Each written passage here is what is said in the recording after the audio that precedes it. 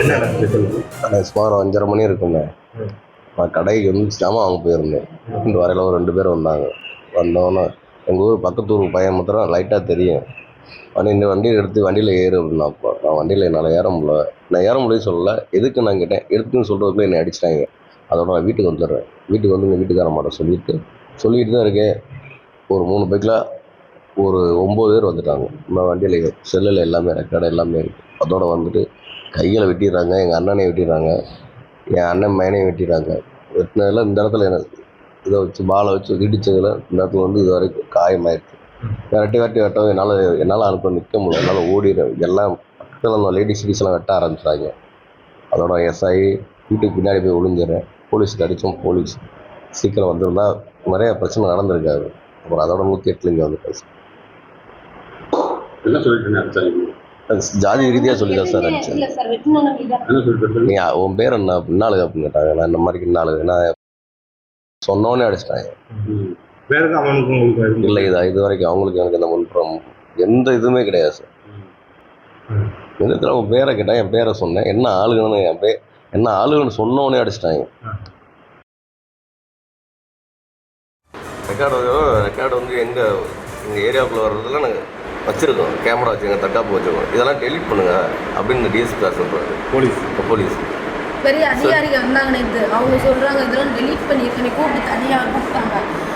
Sir நான் எவிடன்ஸ்லாம் வச்சுருக்கேன் sir அப்படின்னு சொல்லி எவிடன்ஸ் வச்சுருக்கேன் டெலிட் பண்ணி பிரச்சனை பெருசாகிறது இல்லை. நாளைக்கு நாங்கள் எப்படி அந்த ஊரில் இருந்து நாங்கள் என் பேர் இது பண்ணுறது எங்களுக்கு இன்னும் நேரம் கொடுத்துரும்.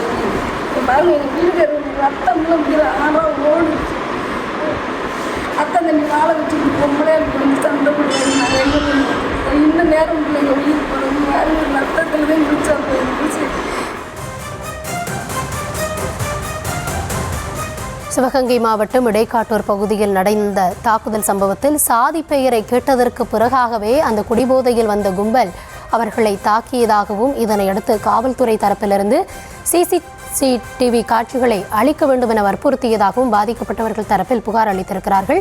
விரிவான விவரங்களோடு செய்தியாளர் மகேஸ்வரன் இணைந்திருக்கிறார். மகேஸ்வரன், பாதிக்கப்பட்டவர்கள் தரப்பில் என்னென்ன குற்றச்சாட்டுகளை முன்வைக்கிறாங்க? ஒருபுறம் கைது நடவடிக்கை, பிற நடவடிக்கைகள் இருந்தாலும் இதுபோன்ற குற்றச்சாட்டுகளையும் எப்படி எடுத்துக்கொள்வது? கௌதமி, சிவகங்கை மாவட்டம் மானாமதுரை அருகே தெருவுக்குள் புகுந்து கண்ணில் பட்ட நபர்கள் எல்லாம் வெட்டிய சம்பவத்தில் பாதிக்கப்பட்ட ராஜு செய்தியாளர்களிடம் கூறுகையில் சாதி பெயரை கேட்ட பின்னரே தன்னை தாக்கியதாகவும் அதேபோல் தாக்குதல் நடைபெற்ற சம்பவத்தின் போது பதிவான சிசிடிவி காட்சிகளை காவல்துறையினர் அளிக்க கோரியும் கட்டாயப்படுத்தியதாகவும் புகார் ஒன்றையும் தெரிவித்துள்ளார். மானாமதுரை அடுத்துள்ள இடைக்காட்டூர் கிராமத்தைச் சேர்ந்தவர் ராஜு. பெயிண்டர் வேலை பார்த்து வரும் இவர் நேற்று கடை வீதியில் நின்றபோது இருசக்கர வாகனத்தில் வந்த நபர்கள் இருவருக்கு இடையே தகராறு ஏற்பட்டதாக கூறப்படுகிறது. இதில் ராஜுவை அந்த நபர்கள் தாக்கியதுடன் மீண்டும் 3 இருசக்கர வாகனத்தில் ராஜுவின் குடியிருப்புக்குள் கும்பல் எதிரே கண்ணில் பட்டவர்கள் எல்லாம் வாள் உள்ளிட்ட ஆயுதங்களால் தாக்கியுள்ளனர். இதில் ராஜ் உறவினர்களான தினேஷ், ராஜேந்திரன், சுப்பிரமணி ஆகியோர் காயமடைந்து சிகிச்சைக்காக சேர்த்துள்ளனர்.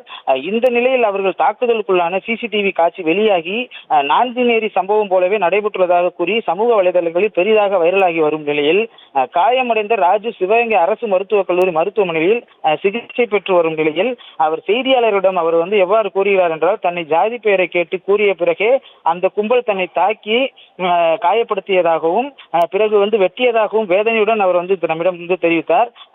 இது சம்பந்தமாக விசாரணைக்கு வந்த காவல் அதிகாரிகள் அங்கு நடைபெற்ற காட்சிகள், சிசிடிவி காட்சிகள் பதிவாக்கக்கூடிய காட்சிகளை வெளியில் பரப்பக்கூடாது என்றும் அதனை அழித்துவிட வேண்டும் என்றும் தன்னை மிரட்டினார்கள் என பேட்டியளித்துள்ளார். அதே போல அவருடன் காயமடைந்த மற்றவர்களும் இதே போலவோ தகவல்களை தெரிவித்த சம்பவம் பெரும் அதிர்ச்சியை ஏற்படுத்தியுள்ளது.